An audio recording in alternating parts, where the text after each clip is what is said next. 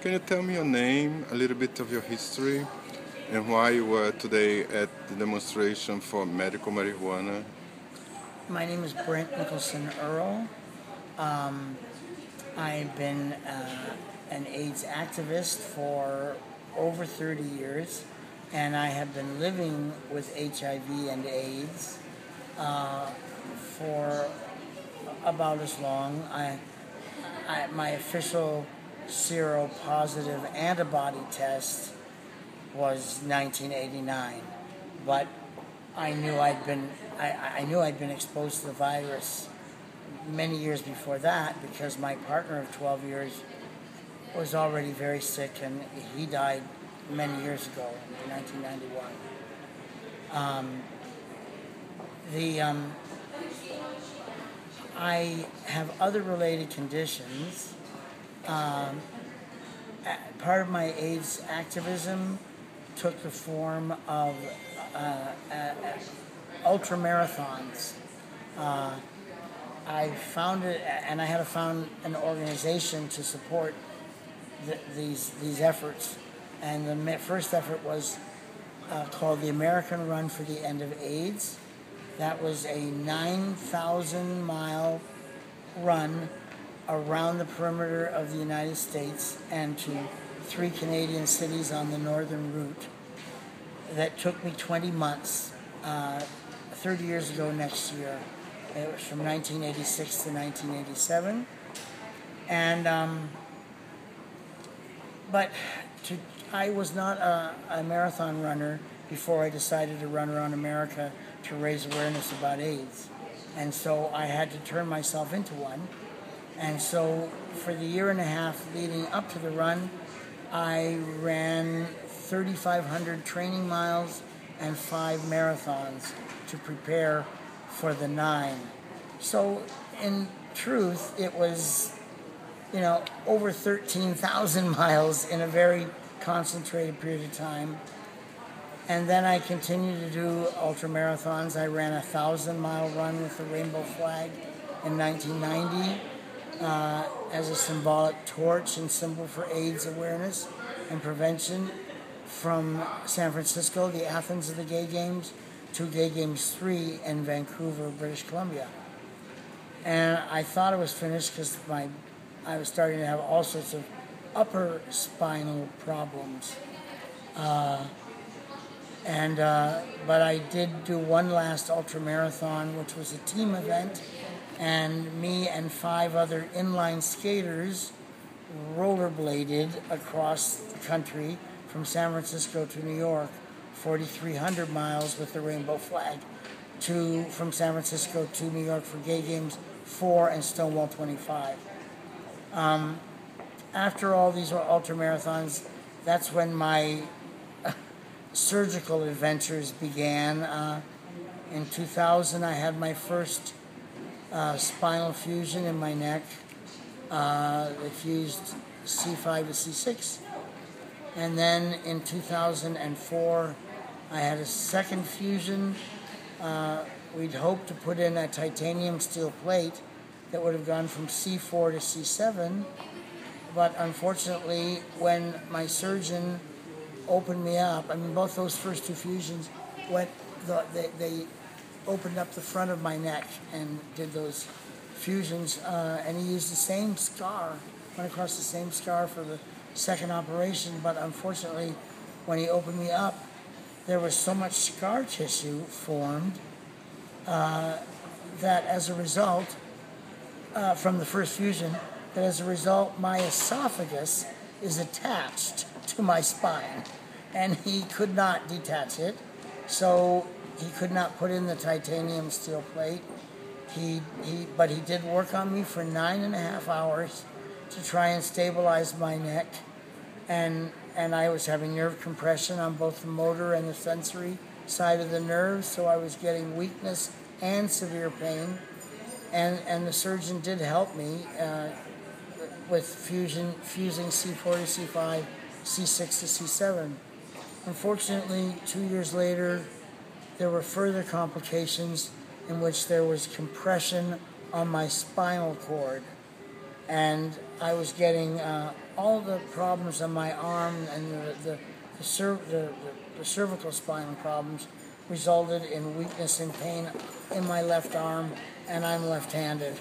So finally, I was getting weakness and mostly numbness in my left hand. And so that's when the surgeon said, oh, now you've got compression on the spinal cord, but we cannot go through the front anymore, so we're going to have to do an anterior fusion from the back. And I have to say, all the times I've gone under the knife, I've been pretty cavalier about all these surgeries. I mean, after the rainbow roll, I ended up having 3 surgeries on my feet because of putting my feet into the skates and stuff. But anyway, after that last fusion, I was not I did not take surgery so lightly anymore. He had to put 4 rods with bolts in my neck from the back. And I'm sorry to say it did not correct the condition. This hand is still numb. All I really have use of on my left hand is my thumb and index finger. However, the surgery probably has saved the use of my left arm to the point where it is right now. At least it arrested it. It didn't get any worse, right?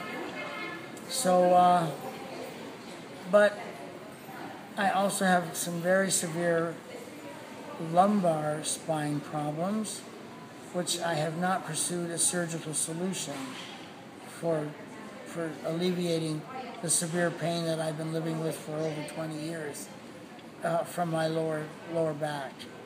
I have a condition that's called spondylolisthesis, which results in, it means that the spine, because there really is, I don't really have anything that really resembles discs between my lower vertebra anymore. When you look at the MRI, if you know what a disc looks like in an MRI, a healthy disc, it's gray with a white line around it in between the vertebra. Well, at the bottom of my spine, there's the vertebra, and it's just this kind of cloudy, amorphous looking thing.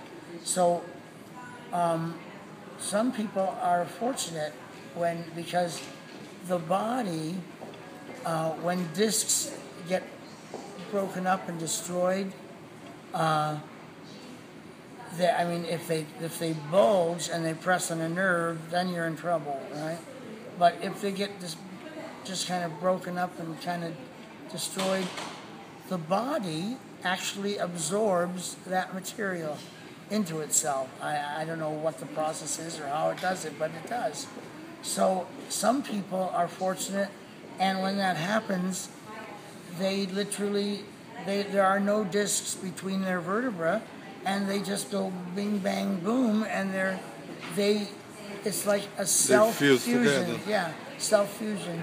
That is not going to happen for me because of this condition, the spondylolisthesis, with the shifting. It means the spine at the bottom is not lined up; it's shifted off, and that's what causes a lot of my pain.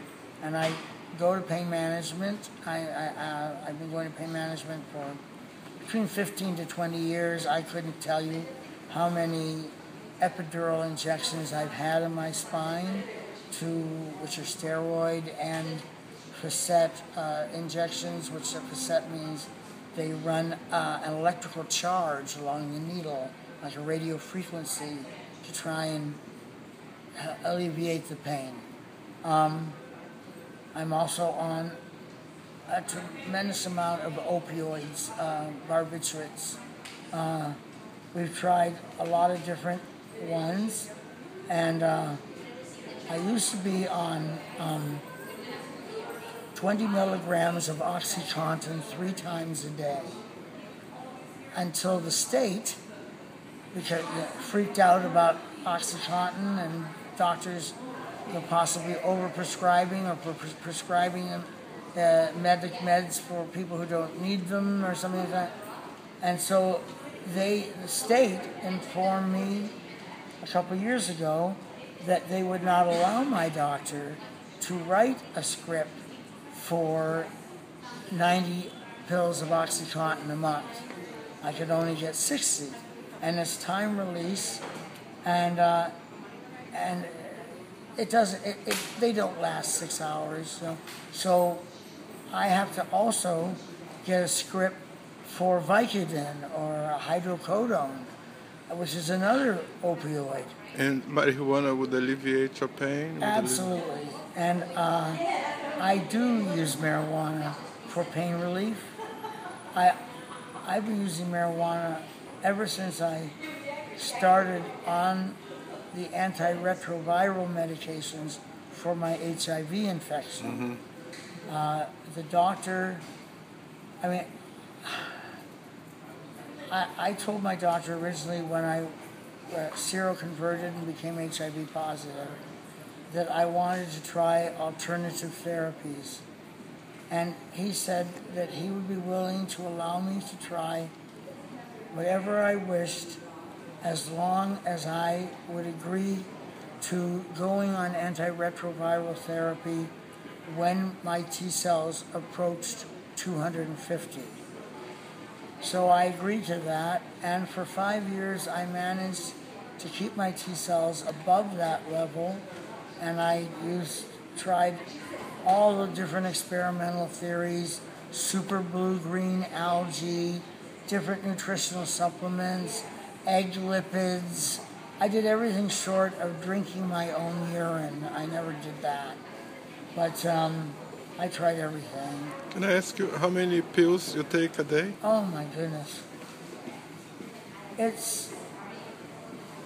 I guess it's around 30 pills a day.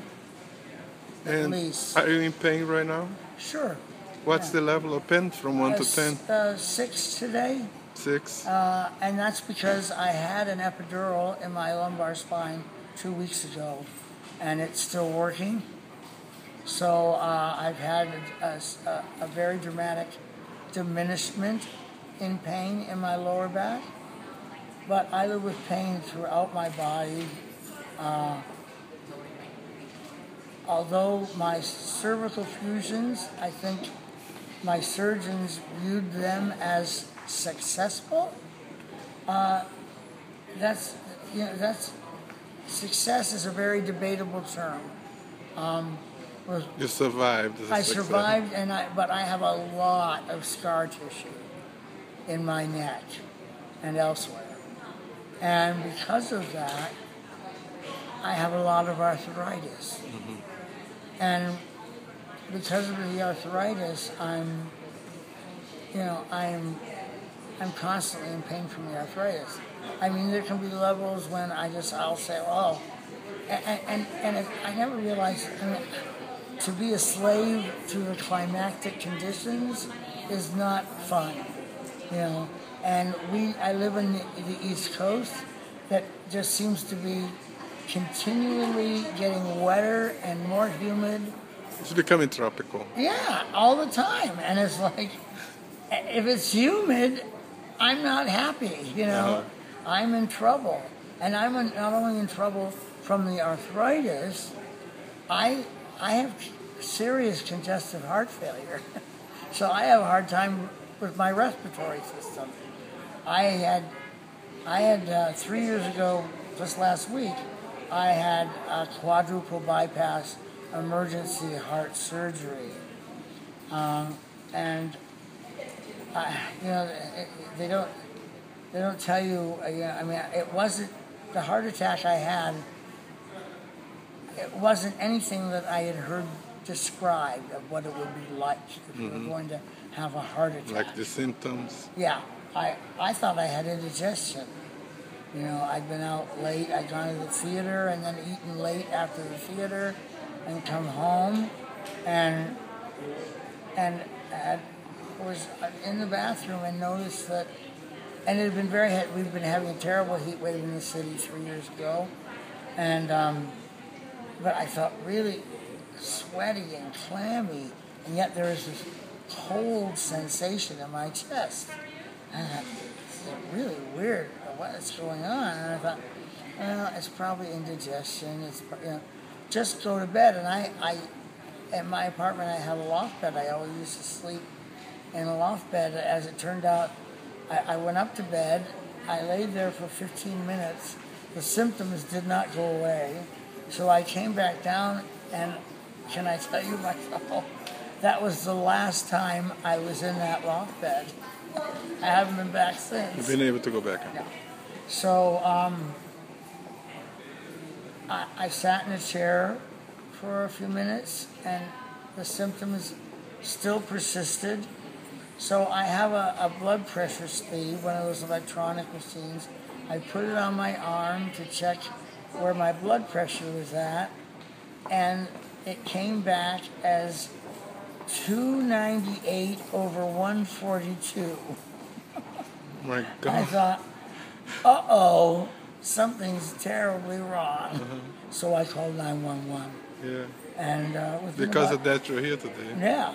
And about 10 minutes later, some very handsome, very masculine firemen showed up and gave me an aspirin immediately and put me on a stretcher thing, a chair stretcher.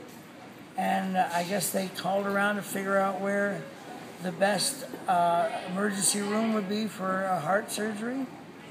And they took me to St. Luke's, which is not too far from me. I live on the Upper West Side, and went up to 114th. And they were right. There was the emergency room for heart was like empty that morning. It was on the 1st of July, 2012. And my surgeon, who was a beautiful Indian woman, came in very quickly after they checked me out, and she said, "Oh, your heart's in terrible shape. I'm going to have to perform a quadruple bypass in order to save your life." And I said, "Well, I guess you better get to it." And she says to me, "And by the way, I can tell from the state of your heart, you've had two other heart attacks over the last 2 years." And I went, "I have?"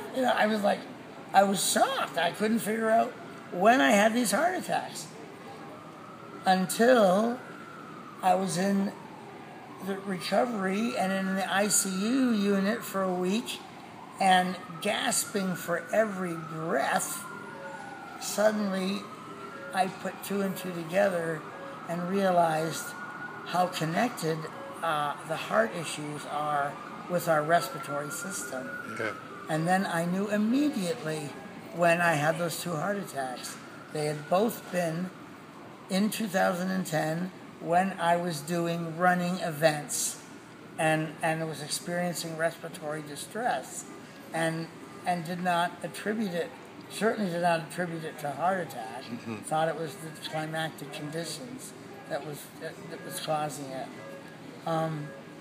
Unfortunately, after I got out of intensive care, I was in the hospital for a month, hospital and rehab for over a month after that. My surgeon came to me and said that she needed to talk to me, and I said, okay. She said, "You have a leaking valve in your heart." I said, What? She said, "Yes, you have a leaking mitral valve in your heart." She said, "But I didn't think I could perform a quadruple bypass and a valve replacement and you survive the surgery. So in about 6 months' time, we're going to have to do another operation on your heart and replace your valve." Oh, no, please. I can't go through this again. I mean, one of the worst aspects of the recovery from that surgery were the muscle spasms in my back. When I woke and I was still intubated, I couldn't talk. I was experiencing the most excruciating pain. Two knots on my rhomboid muscles in my back were just like this. And I couldn't speak because I was intubated, so I was writing to the nurses, "Is there anything you can do about these spasms? I'm about to die from the pain here. I can't stand it. I can't tolerate it. And they're just like shrugging and kind of going, well, you're on a great deal of morphine already, you know. What more do you want? I said, well, the morphine is not cutting through this pain, you know. And as it turned out, my pastor, who was able to get in very early to the ICU unit, really saved me. I wrote to him, you know, you will be forever in my debt if you can find me a ball, find me a tennis ball or something, or a hard rubber ball. And he went out and did that very thing, and thank God he did, because I used that ball for a month, just putting it on my back, trying to break up this. I literally You just need a massage, basically. Yeah, then. but I needed, my physical therapist, unfortunately, was on vacation the first week of my recovery, but he came to the hospital and worked on me and stuff. But it was awful. And I think those muscle spasms were caused by a combination of the cracking open of my chest from the heart surgery, plus the intubating, forcing my neck back. When I got 4 rods with bolts, my head doesn't want to go back there. So I think the combination of those two things is why I awoke from the heart surgery. So you think you deserve to smoke a joint? Oh God, it would help tremendously, and so I do. Do you understand why they stop you from doing that? It's beyond me. It's so clear. We have so much anecdotal information about the efficacy of marijuana for pain of all kinds, for nausea from the effects of chemotherapy, as I started to tell you, I didn't finish telling you, when at the beginning of my fighting HIV, I went 5 years on experimental therapies, but then when my T cells started to get below 250, I agreed to begin antiretroviral therapy. And my doctor put me on AZT. And I was on that drug, which is a horrible drug. I was on it too. It was horrible. And it was a nightmare. And I was on it for 3 months. I wouldn't be alive today had it not been for marijuana. Because the AZT destroyed my appetite. I couldn't eat anything. Nothing could I eat while I was on AZT. And the only way I was able to eat anything. And drink too. Or even take like an Ensure or something. Everything was like, I had a constant, horrendous metallic taste in my mouth from the AZT. And my stomach was always upset. And I was always feeling nauseous.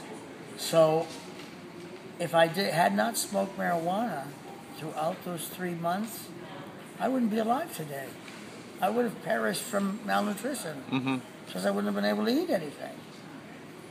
At the end of 3 months, I said to my doctor, you better find something else because if this is going to be my life, I don't want to live.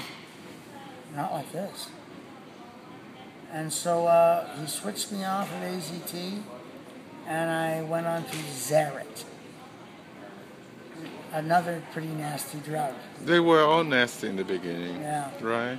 Well, Brent, thanks so much. This has been such a pleasure. You're such an inspiration. I'm so glad to be a friend. Oh, I'm glad to have you as a friend.